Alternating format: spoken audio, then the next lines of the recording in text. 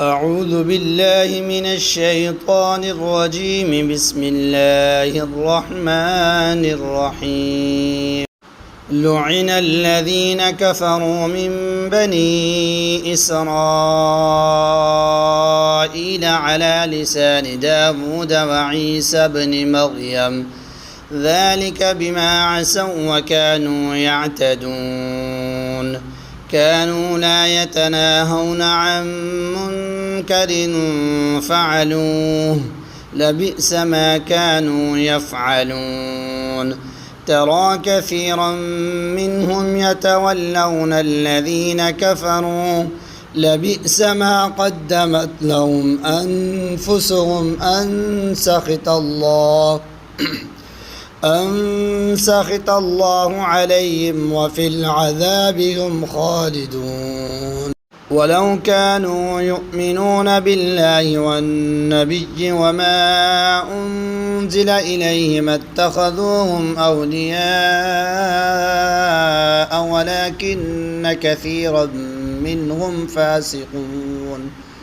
لتجدن أشد الناس عداوة للذين آمنوا اليهود والذين أشركوا ولتجدن أقربهم مودة للذين آمنوا الذين قالوا إنا نصارى ذلك بأن منهم قسيسين ورهبانا وأنهم لا يستكبرون.